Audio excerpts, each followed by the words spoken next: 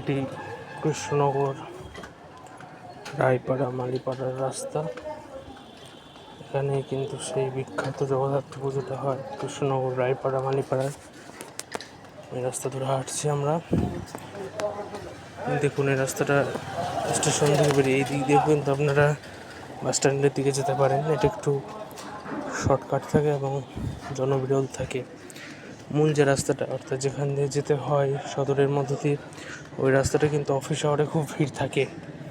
আর এই রাস্তাটা অনেকটাই ফাঁকা তুলনামূলকভাবে। তো আপনারা কিন্তু চাইলে এখান দিয়েও যেতে পারেন। এই যে দেখুন রাস্তার পরিস্থিতি, তবে রাস্তাটা কিন্তু ন্যারো খুবই, অর্থাৎ ওই রাস্তার তুলনায় তো খুবই সরু এবং একটু অপরিচ্ছন্নও কিন্তু। তো যারা পায়ে হেঁটে বা সাইকেল করেন তাদের জন্য এই রাস্তাটা ভালো, কিন্তু বাইক বা ফোর হুইলার নিয়ে কিন্তু এখানে আসাটা একটু চাপের। খুব ভালো দক্ষতা থাকবে আর এই রাস্তাটা মানে সেদিক দিয়ে ভিড় হয়ে যায়। দেখতে পাচ্ছেন নির্মাণ চলছে নানারকম কিছু। আর এখানে সতর্কভাবে কিন্তু হাঁটতে হয়। আর দেখতে পাচ্ছেন বাড়িতে যে ড্রেনগুলো, এখান থেকে কিন্তু পৌরসভার জলও চলে আসছে, ঠিক আছে। তো ওই ড্রেনগুলো ভর্তি হয়ে যায় বর্ষাকালে, এই একটা অসুবিধা।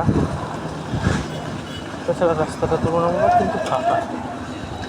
আর যারা কৃষ্ণনগরে জগদ্ধাত্রী পুজো দেখতে আসছেন প্রতি বছর, তারা কি বলতে পারবেন রায়পাড়া মালিকা পুজো কেমন হয় বা কত দূর কি? আপনারা কি দেখেন এই পুজোটা? হ্যাঁ, এই পুজোটা কিন্তু বেশ ভালোই করে, যথেষ্ট থিম টিম করে, অন্যরকমভাবে হয় পুজোটা, ঠিক আছে। এটাও বেশ ভালো পুজো। তো এখান থেকে আর 2-3 মিনিটের হাঁটা পথ এই ক্লাবটা। জায়গাটা চিনে রাখুন ভালো করে, আপনারা ঠাকুর দেখতে অবশ্যই আসবেন। কেমন?